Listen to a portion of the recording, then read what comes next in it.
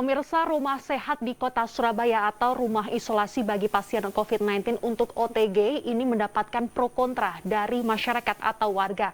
Dan bagaimanakah pemerintah menjamin keselamatan dan juga kesehatan warga? Ini akan dibahas di Dialog Titik Tengah bersama saya, Fatma Ayu.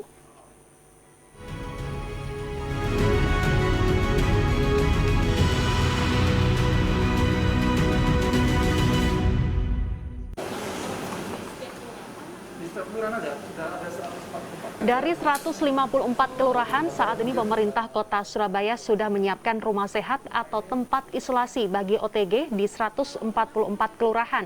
Walaupun banyak pro dan kontra, program rumah sehat ini tetap dilanjutkan. Kepastian ini disampaikan Wakil Wali Kota Surabaya Armuji seiring dengan peningkatan kasus COVID-19. Keberadaan rumah sehat ini sebagai upaya pencegahan berkembangnya klaster keluarga. Saat ini rumah sehat tengah digarap di 144 kelurahan dengan memanfaatkan fasilitas umum milik Pemkot, termasuk beberapa sekolah.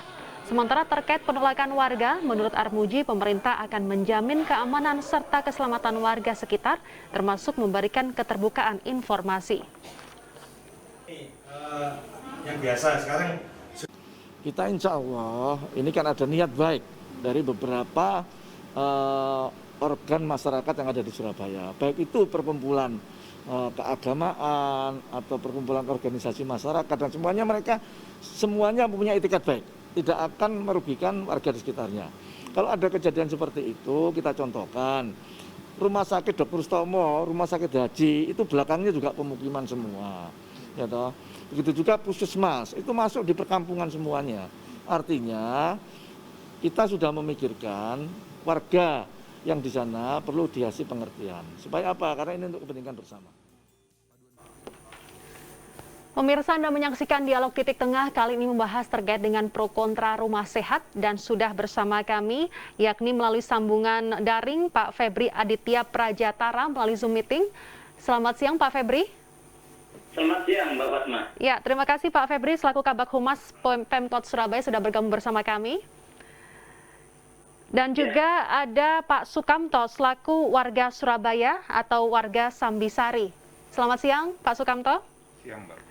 Baik, saya ke Pak Febri terlebih dahulu sebagai Kabag Humas Pemkot Surabaya. Pak Febri, saat ini bagaimana perkembangan rumah sehat atau rumah isolasi COVID-19 bagi OTG warga Surabaya? Ini seperti apa perkembangannya, Pak?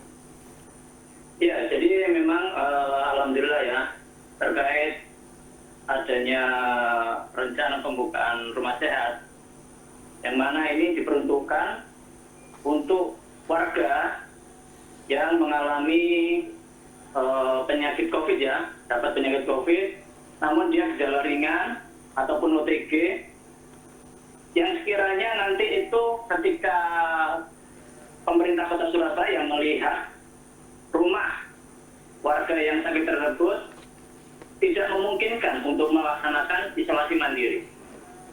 Jadi seperti yang kita ketahui bahwa sekarang yang terjadi adalah banyaknya kluster keluarga yang terjadi.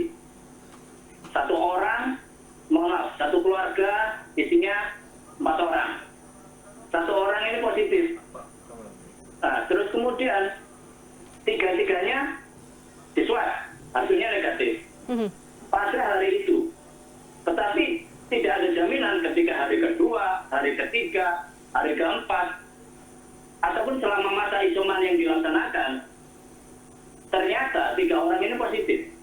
Nah, rumah sehat ini digunakan untuk memutus mata rantai, sehingga 3 orang dari anggota keluarga tersebut tidak terkena COVID. Dan alhamdulillah sekarang sudah mulai beberapa di kelurahan-kelurahan sudah tersedia rumah sehat. Nah, ini nanti pun pemanfaatannya hanya untuk warga yang ada di kelurahan tersebut. Jadi bukan berarti kelurahan di Wonorejo bisa ke kelurahan Sambikeres, ataupun kelurahan Tambak-Sari. Tidak seperti itu. Intinya adalah bagaimana bersama-sama menghentikan COVID-19 ini dari hulunya, karena sebanyak apapun rumah sakit darurat disediakan oleh pemerintah Kota Surabaya, puskesmas 24 jam, Ya. itu hanya dihilir. Sama seperti kita sebagai penjaga. Seandainya penjaga ini 10 orang, 15 orang. Tetapi yang datang 100 orang, pasti jebol. Nah, hulu inilah yang harus kita utamakan untuk bisa mengendalikan penyebaran dari COVID-19 ini. Ya. Terutama di klaster keluarga. Ya, latar belakangnya memang baik untuk mencegah adanya klaster keluarga dan juga mencegah adanya penyebaran kasus COVID-19, begitu ya Pak. Pak, untuk syarat dan tempat isolasi atau yang dinamakan rumah sehat, ruang isolasi bagi OTG warga Surabaya, terutama di kelurahan-kelurahan, apa syaratnya rumah tersebut bisa dijadikan sebagai rumah isolasi atau rumah sehat? Yang jelas satu, sirkulasinya cukup. Sirkulasi udara cukup, terus kemudian mendukung beberapa ruangannya cukup ya, ada tempat tidurnya nanti disediakan oleh pemerintah Kota Surabaya. Terus kemudian kamar mandi ini harus banyak ya. Jadi nggak bisa kalau seandainya mohon maaf, ada yang memaksa melakukan isolasi mandiri di rumah, ya kan? Mungkin di rumah itu ada dua kamar atau 3 kamar, tapi kamar mandinya 1. Nah, inilah potensi yang paling besar menularkan, seperti itu. Oke, baik Pak Febri, berarti rumah sehat atau ruang isolasi ini bisa ditempatkan di mana saja asal ruangnya bisa sirkulasinya baik dan tempat tidur maupun tempat kamar mandinya juga mencukupi, begitu? Ya, tentunya karena kan kami kan yang pemerintah Kota Surabaya insya Allah mendukung. Ya. Jadi tempat tidurnya disediakan, terus kemudian kami juga melihat secara asesmen dan kami melakukan secara keilmuan loh Mbak Fatma ya. Baik, berarti bisa digunakan fasilitas Pemkot seperti kelurahan, bahkan juga sekolah. Seperti apa Pak? Ya, jadi selama di setiap kelurahan itu ada aset yang aset pemerintah Kota Surabaya yang bisa digunakan.